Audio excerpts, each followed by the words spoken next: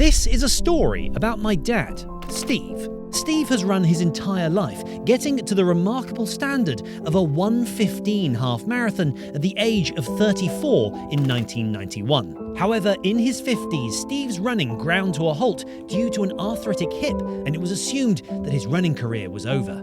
But in 2016, a full hip replacement provided Steve with a fresh chance to run again, and over time, he slowly rebuilt his strength and fitness. But there was something that Steve had never achieved: qualifying to run for the country. England Masters offered this opportunity, allowing veteran runners to compete in 5-year age brackets and run at a national level.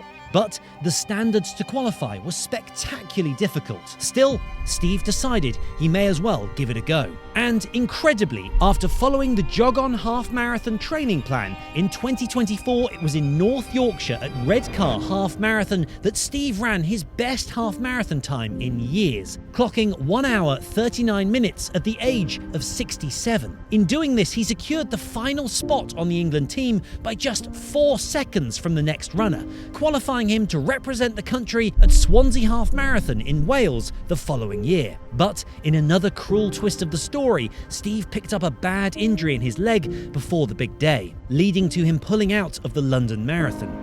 Determined to still run for his country, Steve asked me to pace him at the England Masters race, though whether he could even get around the full 21.1 kilometres was highly doubtful. But we knew we had just one shot, and Steve wasn't about to give up on this chance. I'm Harry Morgan, and this is JOG ON. Nobody's safe. Swansea didn't know what was about to arrive. Hello, Harry here, and welcome to Swansea Half Marathon. The weather's absolutely glorious today, and the plan for this morning is to pace my dad Steve, known to some as the Jog Father, as he runs for the first time ever in an England Masters vest. It's looking like it's going to be a fantastic atmosphere here in Wales, and I'm really looking forward to getting on and getting started with Swansea Half Marathon. How are you feeling at the moment? Yeah, so I've had a few injury problems leading up to Swansea Half. I haven't run seriously for about 2 months now and had to pull out of London. But I'm staying positive, hoping to get round today. Very honoured to run in an England vest for the first time. Is it a slightly surreal feeling to be in an England vest? It's incredibly surreal. The 68 years of trying, very proud really. As long as I make the start and run for England, that's a great achievement for me, and I'll be very happy. It was a sunny Swansea morning as I met with different Welsh runners. I don't feel tall at all. Yeah, Right, lovely to meet you. Yeah, Cheers. yeah, Have a good one. I'll keep an eye out for you. Cheers, guys. I thought you were down here. I was like, he's got to be here somewhere. It had become incredibly busy. Well, this has gone mental. We were moments away. Nearby, Masters athletes warmed up, men and women who seemingly hadn't gotten the memo about ageing. Steve explained the wider competition at play. It's actually England Masters versus Wales Masters, many different age groups in the Masters category. But what these masters didn't know was that a 68-year-old man from England with a false hip and his son had just landed in town.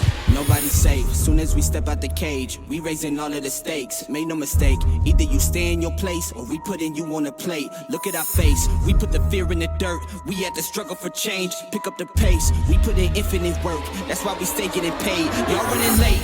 Making our way to the red and white start arch, Steve and I found ourselves a good spot to wait. Well, we're queuing up just behind the 150 pacers right now. It would be between the 1:50 2-hour mark if I kept going, I think. I wouldn't be any quicker than that today. Blue skies above. Steve is ready in the England vest. It should be a good run. Over 7,500 people had signed up for Swansea Half. I adjusted my race-ready JOG ON socks. As a reference point, 150 half marathon is about 5:13 a kilometre. Up at the front, elite runner GB Louise warmed up with some strides.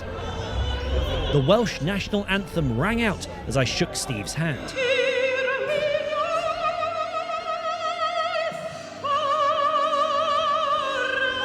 Roused by the stirring music, the countdown began. 4, 3, 2, 1. We won, off we go! In amongst the massive runners, English and Welsh Masters athletes flowed down the first straight. Meanwhile, They've begun and we haven't moved anywhere. a blur of red and white up front, finally Steve had begun walking to the line and then broke into a jog. He's a runner, he's a runner! And passing under the arch, this race had begun. Further up, JOG ON crew member Gary Quilter was representing in electric orange. Swansea Half Marathon has begun. At the side of the route, a large orange sign awaited Steve.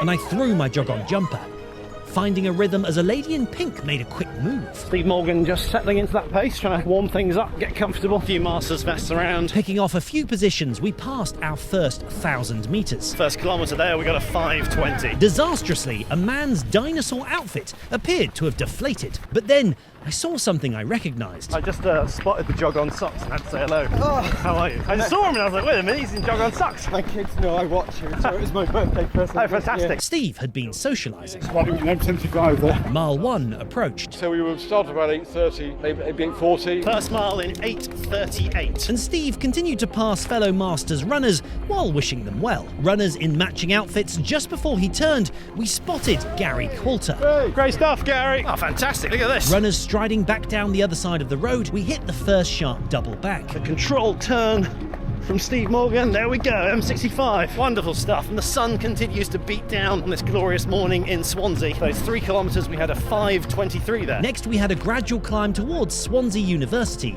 punctuated by music and cheering students. But Steve remained unfazed, focused on the task of getting through this half marathon. As Gary Coulter waved in his jog-on vest, we found ourselves tucked in behind an England Masters runner, whom Steve immediately greeted. Come on, sir. And together, we rolled out of the university and down the hill towards the front. On my inside passed a healthier-looking, more inflated dinosaur. Go on, Harry. Cheers, man. Thank you. Thank you very much. Back out into the sunlight. So we're 23 minutes and 19 seconds in. 4.3 kilometres out of a total of 21.1. Looking pretty nice here along Swansea Bay. And Steve is looking all right at the moment. How you feeling, Dad? Tight, but hanging in there. First runner flew by. Steve had reflected post-race on whom he'd met. We were chatting to this M75, weren't we? An incredible guy, and we ran 1:15 in his 50s. So obviously a very talented athlete, so that was lovely. That was lovely. Compared to the general population, yeah, I'm just happy that I'm still out there. Getting it done. Come on, Steve! Come on! Passing 3 miles, we were met with family and friends. Come Go, Steve, go! Just gone past 3 miles and feeling okay at the moment. A little bit stiff, but that's understandable after having not run much for the last 2 months. Great conditions. We're moving, let's go! Come on, light work, Stephen, let's go, Harry! With pockets of support a long way ahead of us, the absurd abilities of GB Louise were on full display as she passed through the 10k mark in a ridiculous 34 minutes and 28 seconds. The route led us past the ruins of Swansea Castle, founded in 1107, with the visible stones today being from around the late 1200s. We wound our way through the Swansea streets, white, red and a blaze of orange. The inflated dinosaur was making good progress and conditions toughened as we ran towards the gleaming golden structure of Swansea's Copper Bay Bridge. Bit of headwind there. Back past the start area. Coming across another England athlete, the crowd support continued. Go, Harry! Cheers, man. Cheers. Flying past Tesco. But unbeknownst to us, far ahead was a Welsh runner whom we'd unexpectedly encounter later on. So we just hit 8 kilometres, about 5:30 a kilometre. Steve, bit of sweat starting to appear, but looking pretty good. Yeah, feeling okay. Still a little bit tight. Going better than I expected. Could it loosen at all? It might do, yeah. That's the optimistic thinking, it might loosen. Steve had told me I think the first 3 or 4 miles, I'll know whether I'm going to complete the thing or not. At which point you'll give me a bit of a signal Yes, of a scream. exactly. A sharp yelp. spotting orange tops, we hit 9 kilometres, a 5:32 there. Actually turned out to be quite a warm day. Really nice weather, blue skies. Feeling all right? Yeah, feeling okay. Better than I expected. Coming up to 10k soon. Approaching the 10-kilometre mark, we saw supporters once again. And passing in the other direction was the Lead runner coming through just up there over the brow of the hill. Well done, dude. Great stuff. Probably £750 for that win, I think. Really good. Boom. Thanks, man. Have a good one. Enjoy. Look at that England vest in the sunshine. Thank you, thank you, thank you. Cheers. Oh, thank you. With the weather getting ever warmer, I attempted to cool Steve down. No matter the speed, keep that body temperature down. And with that, we crossed the 7-mile mark. 1:02. At the same time, the lead runner was already closing in on the finish. Steve's hurting, but sticking in there for now. Yeah. Hurting a lot less was GB Louise, who had just a short way to go. Steve would have run faster, but presumably didn't want to set off the speed camera, and so tapped away in. Jog on socks and an England vest. But this patch of support faded, and things were going downhill for Steve. Things feeling pretty sore now. Yeah, top of the right thigh is stretched. time. Oh gosh, we are taking it really easy now. Unlike GB Louise, who flew into the finish in an incredible half-marathon time. And this is Louise Small coming through for the second spot on the podium in the female half-marathon race. So well done to Louise. While medals were handed out, we plodded on, the silhouettes of fellow participants distinct against the light of the bay. I just hoped Steve's leg would hold together. We've got about half a mile to go to that 9-mile turnaround mark. And a man passed us in cow print shorts as we clocked 1 hour 15 on the watch. Which, interestingly, is Steve's PB. The grimaces were appearing on Steve's face, and despairingly, we looked on as the 150 pacers began to slip further away from us. Power-ups came in the form of high fives. And I tried to give Steve a pace that felt maintainable. Then, finally, we were there. Here we are, the 9-mile turnaround mark. We've made it. It was hard to ignore the fact that our pace was slipping. Let's see what Steve can do now. Just there, they were offering some sugar-based treats and the sign read, "Move your feeties and take some sweeties." I have not seen that one before. Known for his cricketing background, I passed Steve a bottle to land in the bin. Oh, yes. The leg might be hurting like hell, but the arm for throwing is absolutely excellent. Suddenly, a child appeared from nowhere. 1, 2, 3, 4. Well done. Oh, we're doing fist bumps. 5, 6, nice. That was a 5:47 there. The important thing is we are still moving. You're absolutely flying, mate. Oh yeah. Not just moving. With inspiring words from Mr. Motivator, I checked the watch. 1 hour 30, 16.34 kilometres. But next was one of the most disorganised drink stations I'd ever seen. Oh, hello. Can I grab one from there? Oh, no. Take it. Bit of electrolyte. The man in front grabbed some sweets, Oh, Morgan's Army, look at that. and we passed a small concert. Sweets man offered me some of what he'd grabbed. I'll take the one. I'll take a couple of them. Oh, you're good. Any more, I'll probably regret it. Cheers, man. As we followed the curve of the bay, Gary Coulter was in the final stages of his race. Fantastic! The world's shiniest sign there. But then, a calf-burning slope. But it's no match for the England master as he ascends with grace and aplomb. I wish. We are 1 hour and 35 minutes in. Steve is still keeping this going, even though it hurts badly. I'm assuming it hurts still. Yeah. Just witnessed a gentleman asking his friend how far this was. What a time to finally be checking just how far you're running. And with that, we ticked off another mile. That's 11 miles. Passing a child stuck in a tree, this took us past some drums, with the final drummer helpfully pointing us in the right direction. Thanks, man. Appreciate it. Cheers. Thank you. The Welsh flag, the England best. Who will be victorious? Probably Wales. They have the course, and it's destroying us. His bad leg taped, Steve continued to drive forwards through the pain, utterly determined to complete the course in his first ever national vest. 19k there. Peeling around onto sandy paths, suddenly a purple shorts runner made a sneaky move on Steve's inside as we found another incline. Presumably this woman was shouting for Ian. Oh, this is lovely weather. Looking good, Dad? Yeah. He didn't sound convinced. I didn't make it now. Come on. 12 miles, clapping people, a bin shot, cafe crowds, and I managed to miss Steve, soaking myself. I probably got a bit too wet there, but there we go. Go, Harry! Go, Steve! You're nearly there! No, we're going to do it! Fantastic, Steve! Well done! Well done. Now into the very final stages of the race, I tried to keep the pace manageable, but the pain was etched on Steve's face. Can almost see the centre. We're really close now. But suddenly, that was gone. We'd just seen a Welsh master. Chasing down an M70. Target locked on. We might just take him down. Then, unexpectedly, he stopped running. He's walking.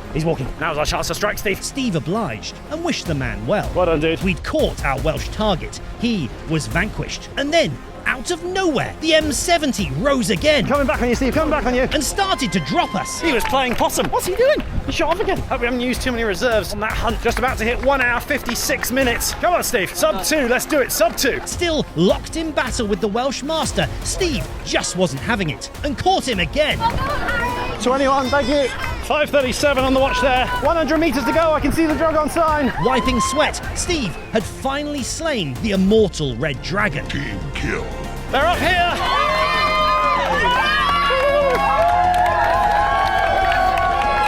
There it is, Dad. Come on. In sight now, the finish awaited us, and I was desperate to see us break 2 hours.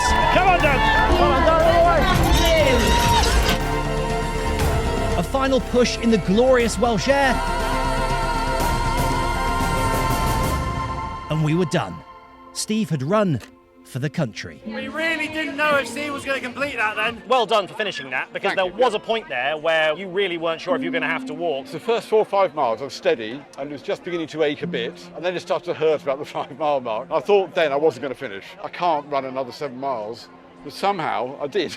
It was just painful, but it didn't go. So I was just so chuffed to finish. What was it like running in an England best for the first time ever? It was wonderful. Great honour. Crowds were brilliant, calling out your name and England Masters and all that sort of stuff. So, yeah, thoroughly enjoyed it. An honour to pace you, and fantastic stuff. Fantastic. Thanks, Harry. Brilliant pacing, as ever. While the injury had hugely hampered Steve running anywhere close to the faster time of 1:39 that got him there, he had completed a half marathon in an England vest for the first time in his life, running for the country. The Masters section of running can often be forgotten, but Swansea had shown that men and women of all ages can compete, that spectacular running can happen any time in life. Just felt a thrill from start to finish, really. It's almost never too late to run.